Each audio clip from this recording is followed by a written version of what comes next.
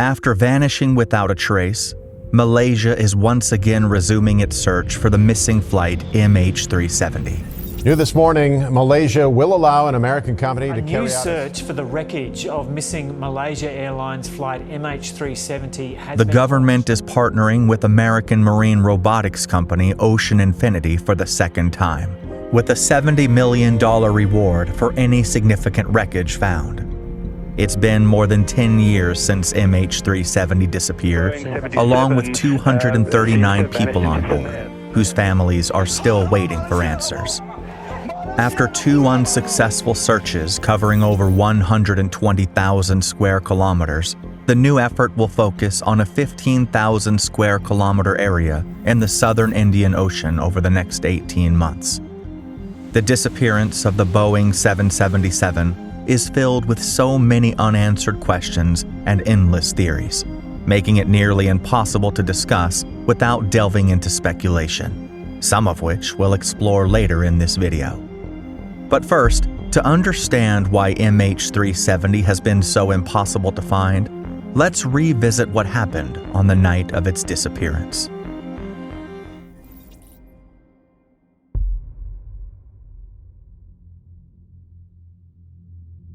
Delivery Malaysia 370, good morning.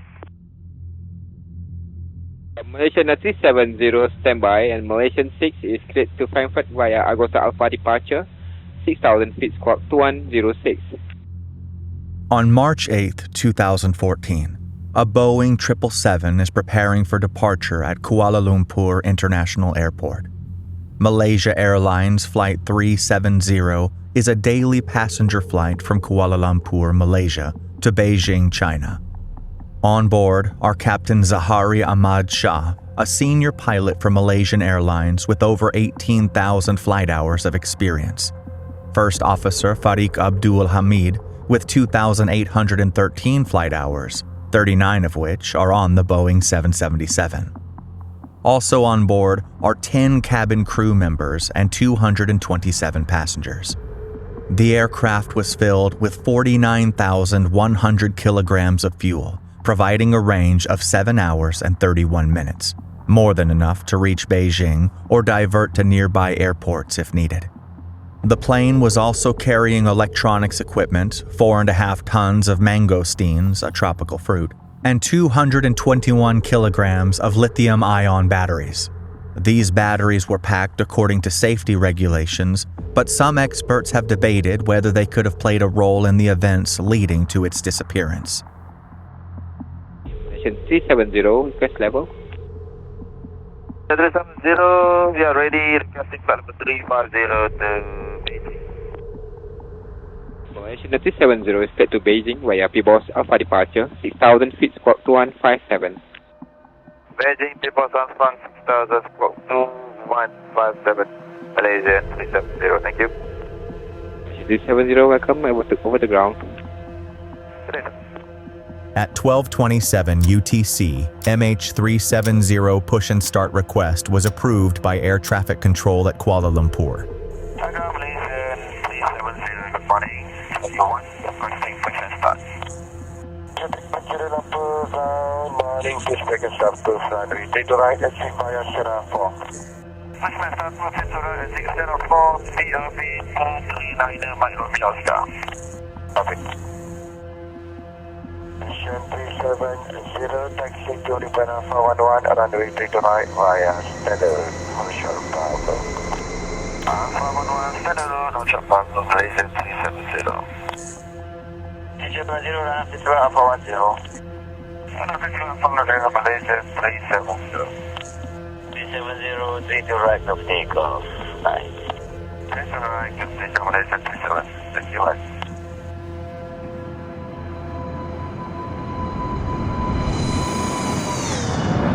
"42 minutes past midnight, Flight 370 is given clearance to depart from runway 32 right. 25 minutes into the flight, MH370 sends its last ACARS message to Malaysian Airlines Operations Center while it's about to leave the Malaysian peninsula. This is a system that automatically transmits engine data and other flight information to ground stations.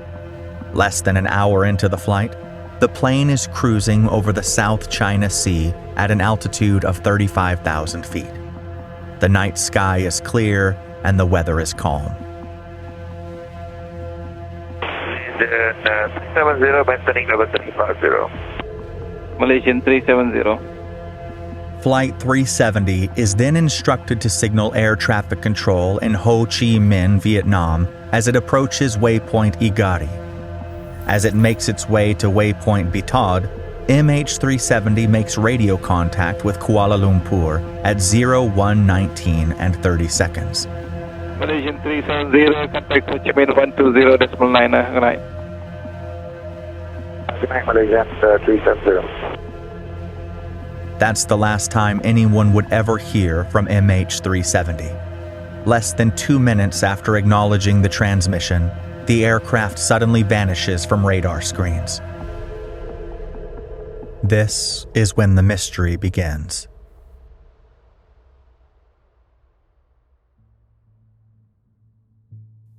The captain of another aircraft attempted to contact the crew of Flight 370 at 01:30 using the International Air Distress frequency.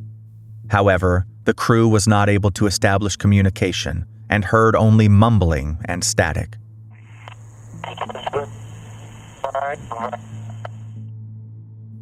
All aircraft have a device called a transponder, which transmits information such as the plane's ID, location, and altitude to air traffic control. ATC uses this information to track the aircraft, a radar system known as secondary radar. If a plane disappears from ATC screens, it means one of two things. Either there's a transponder malfunction, or it has been deliberately turned off. At this point, Malaysia stopped actively tracking MH370 after the handoff to Vietnamese airspace. After 18 minutes of no communication, Vietnamese ATC contacted Malaysian ATC to ask about the plane, as it had not checked in after the handoff. By 03:30 a.m., Malaysia Airlines confirmed that MH370 was missing. And we have breaking news right now. Malaysia Airlines confirms it has lost contact with a plane carrying 227 passengers. Latest breaking news regarding that Malaysian Airlines jet. The morning after the plane's disappearance, search efforts were launched in the South China Sea, where the plane was last seen by civilian radar. After an extensive search, no debris or survivors were found. At the time that the transponder stopped functioning, military radar tracked MH370 turning back westward across the Malaysian peninsula, then heading north through the Strait of Malacca. At first, MH370's unusual U-turn seemed like a response to an emergency, with the pilots likely attempting to head back to a nearby airport for a safe landing. However, no distress call was ever communicated from the plane to ATC. The last known radar detection by Malaysian military radar was at 02:22 a.m. after passing waypoint Egrex at an altitude of 29,500 feet. After disappearing for a second time, this time from Malaysian military radar, MH370 was still within range of several countries' military radar.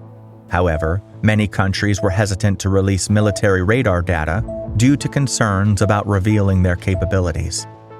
India claimed that their military radar in the Nicobar Islands was turned off during peace times. Indonesia's generators were low on fuel, which prevented the radar from functioning properly during the critical time when MH370 may have passed through the area. Over the next few days, the Strait of Malacca, the Bay of Bengal, and the northern Andaman Sea were scoured by aircraft and vessels, but there was no trace of MH370.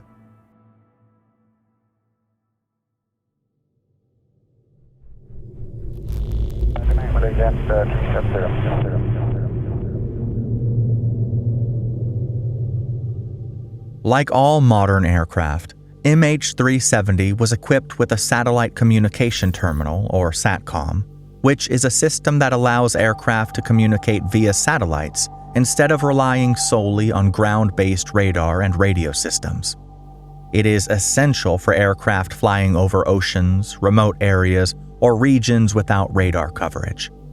The SATCOM system, which connects the plane to an Inmarsat satellite orbiting 35,000 kilometers above Earth, logged onto the network prior to departure. However, at some point when MH370 was flying over the Andaman Sea, the SATCOM system disconnected.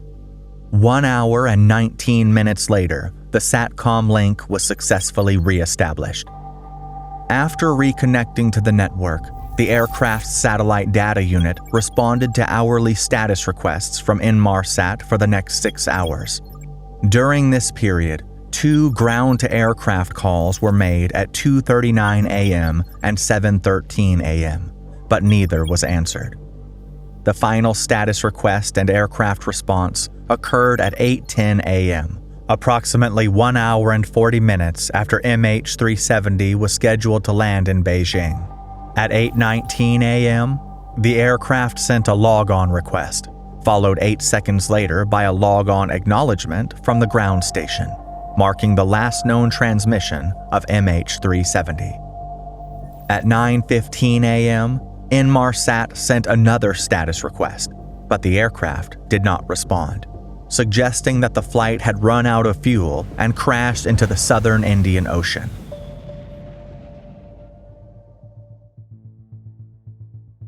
Following this, investigators turned to the satellite data to pinpoint the plane's final location. By examining the data from the automated satellite handshakes that continued for several hours, investigators were able to calculate the distance between the satellite and MH370 at the time of each handshake, based on how long it took the transmission to travel from the satellite to the aircraft. Using this information, experts generated 7 possible arcs of locations from which the handshakes could have originated. After taking into account data analysis, drift modeling, and fuel range calculations, it was determined that the origin of flight MH370's last transmission was somewhere along the 7th arc in the southern Indian Ocean.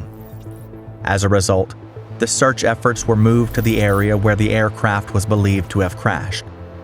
In the months following the disappearance, 19 vessels and 345 sorties by military aircraft searched an area covering over 4.6 million square kilometers. The final phase of the search involved a bathymetric survey and sonar search at the seafloor, about 1,800 kilometers southwest of Perth, Australia.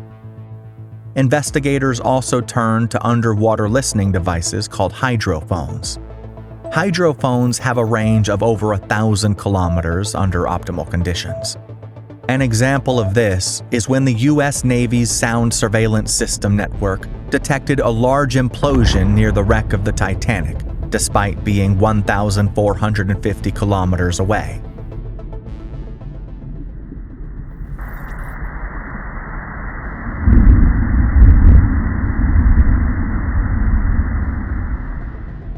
This detection was key to helping narrow down the search for the remains of the Ocean Gate Titan submersible.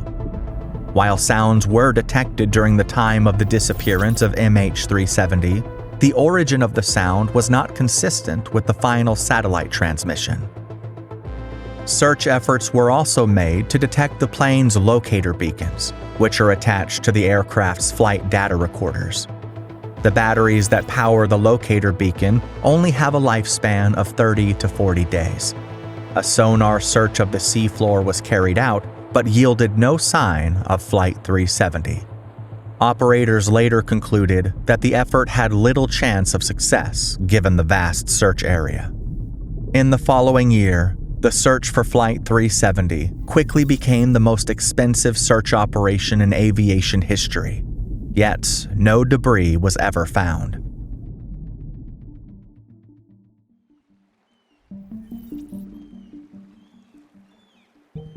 It wasn't until July 2015, 16 months after the aircraft's disappearance, that a piece of debris was found. A group of people stumbled upon a large piece of debris covered in barnacles while cleaning a beach in Reunion Island. The piece was later identified as part of the aircraft's wing known as a flaperon. There was finally evidence that MH370 had crashed somewhere in the Indian Ocean. There are new images this morning of debris that may have come from a missing Malaysia Airlines jet. The discovery was made on an island off the coast of Tanzania last month. It's consistent with the Boeing 777, the same as the missing Malaysia jet. Several more pieces were discovered on beaches in Southeast Africa. Some of these pieces of debris include a piece of the wing flap from MH370's right wing, a wing fragment, a section of the horizontal stabilizer, a piece of engine cowling, debris from the plane's flap track fairing, and a panel from one of the head monitors. That being said, only 3 of the more than 40 pieces were confirmed as originating from MH370. None of the pieces recovered ever showed signs of any fire or explosion. The underwater search for MH370 continued for years until it was suspended in early 2017. The decision was made by the governments of Malaysia, Australia, and China, following an extensive search covering 120,000 square kilometers of the southern Indian Ocean without finding any wreckage. A private search was later conducted by the U.S. company Ocean Infinity in 2018 using advanced underwater drones. However, this search also ended in May 2018 without success.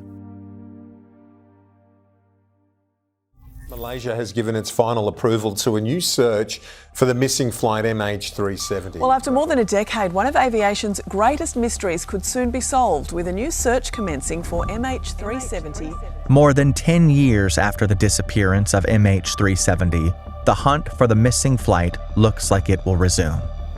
In early 2025, the Malaysian government approved a renewed search for MH370. This new effort is led once again by U.S. marine robotics company Ocean Infinity. The search is set to cover a 15,000 square kilometer area in the southern Indian Ocean, focusing on regions near the aircraft's last known communication point near the 7th arc. Although $70 million has been offered to Ocean Infinity for the search, it's under a no-find, no-fee agreement, meaning the company will only be compensated if significant wreckage is discovered. What's different this time? After 2 failed searches covering a much broader area, why is Ocean Infinity so confident it can find the missing plane? The company plans to use autonomous technology, AI-driven data analysis, and refined search areas. Unlike previous efforts that relied heavily on ship-based sonar, this search will deploy a fleet of Hugin 6000 autonomous underwater vehicles, capable of scanning at depths of 6,000 meters with high-resolution sonar and synthetic aperture radar.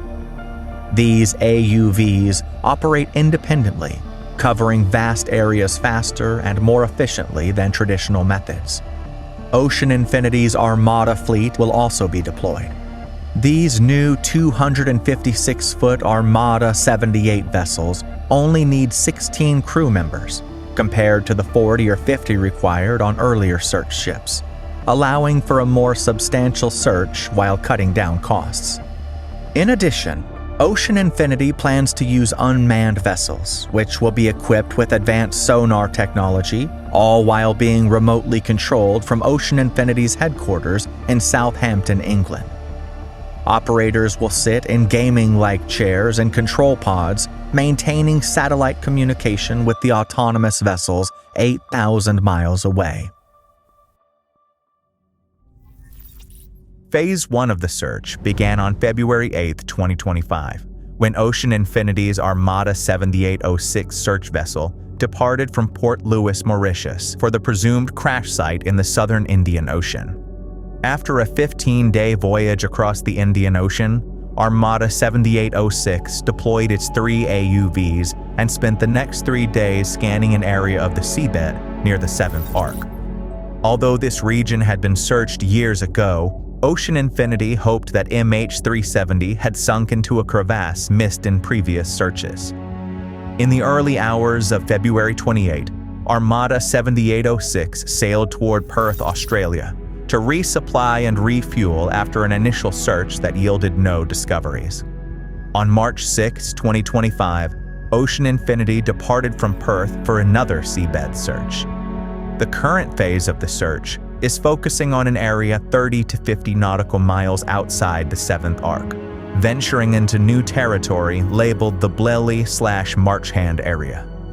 This region was mapped by Captain Patrick Blelly and Jean-Luc Marchand after conducting an extensive analysis of MH370's final trajectory. Their analysis suggests that after running out of fuel near the 7th arc, MH370 may have glided further than previously assumed, extending its range and crashing just beyond the area searched in 2018. Based on their findings, they recommend a new search area approximately 38 nautical miles south of the 2018 search zone, covering about 600 square nautical miles.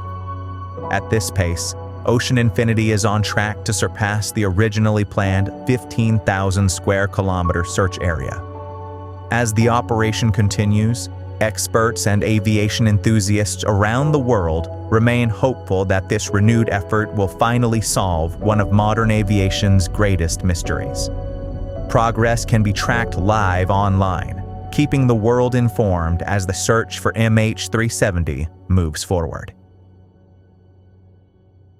As I mentioned at the beginning of this video, it's impossible to thoroughly discuss the mystery of flight MH370 without delving into speculation and conspiracy theories.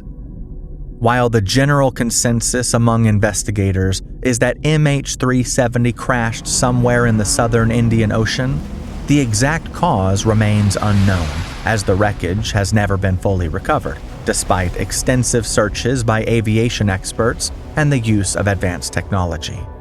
As a result, various authors, aviation experts, and independent investigators have proposed their own theories about what happened to the flight. The most plausible theory is that the aircraft was under manual control by one of the crew on board. These movements are consistent with deliberate action by someone on the plane. In June 2014, reports identified the captain of Flight 370 as a prime suspect after investigators found a flight simulator at his home containing a route ending in the southern Indian Ocean. In 2016, the Malaysian government leaked documents confirming that the route had been recovered and analyzed. Many view this as evidence of premeditation, but investigators remain skeptical. The recovered data consists of 7 coordinates: 2 near Kuala Lumpur, 2 in the Strait of Malacca, 1 in the Bay of Bengal, and 2 in the southern Indian Ocean. The data was saved a month before the incident, but it remains unclear whether these points are from the same session. Some experts believe the flight path on the simulator matches that of MH370, a flight from Kuala Lumpur to Jeddah that Zahari flew a few weeks before the disappearance on February 4, 2014. This could mean one of two things. Either the simulator data is unrelated to the disappearance of MH370 and is simply a flight Zahari routinely conducted on his simulator for his YouTube channel, or his original target was MH370. But for some reason, Captain Zahari switched to MH370, raising even more questions about his intentions and planning process before the flight's disappearance. Although the simulator data was unclear, the findings influenced search efforts. Investigators considered whether the plane glided after fuel exhaustion, extending its range by 200 kilometers, or if a controlled ditching occurred before fuel ran out, shortening it. If the captain did indeed divert the plane, his motive remains unknown. Zahari Ahmad Shah, 53, was married with 3 children, had over 18,000 flight hours, and a spotless record. Investigators found no financial troubles or mental health issues. Suspicion also surrounded some of the passengers. 2 Iranian passengers traveling on stolen passports initially raised hijacking concerns, but investigators soon found no links to terrorism. It was later revealed that the men were seeking asylum, not involved in any malicious activities. Similar suspicions were raised about the 20 Freescale semiconductor employees on board who may have been a target due to their involvement in sensitive technology projects. The theory suggests their disappearance may have been an attempt to prevent China or other powers from accessing this technology. Robert J. O'Neill, famous for killing Osama bin Laden, even suggested that it could have been a message to China, further supporting this theory. Some believe the plane never crashed, but was instead diverted to the U.S. naval base at Diego Garcia near the Maldives, where it was disassembled, and debris was later planted in the ocean to wash ashore. One piece of alleged evidence supporting this theory is a message supposedly sent by passenger Philip Wood. According to the claim, a message was posted online from Wood's phone, allegedly stating, "I am held hostage by unknown military personnel after my flight was hijacked, blindfolded. I work for IBM, and I have managed to hide my cell phone in my rectum. I have been separated from the rest of the passengers, and I am in a cell. My name is Philip Wood. I think I have been drugged as well, but cannot think clearly." The image metadata supposedly contained GPS coordinates pointing to Diego Garcia. However, experts note that image metadata can be easily manipulated, and no official investigation has confirmed the authenticity of this message. A less far-fetched theory is that a fire occurred aboard MH370, which may explain why the plane diverted multiple times. Some theorize that the shipment of lithium-ion batteries may have ignited a fire and caused a fire event. Such event happened in the past on UPS Flight 6 in 2010. Shortly after takeoff, the crew reported smoke in the cockpit and declared an emergency. The fire spread quickly, causing a loss of control and visibility. The pilots attempted to return to Dubai, but were unable to land safely. The investigation concluded that the 81,000 lithium-ion batteries caused the fire, raising the possibility that a similar fire could have contributed to MH370's disappearance.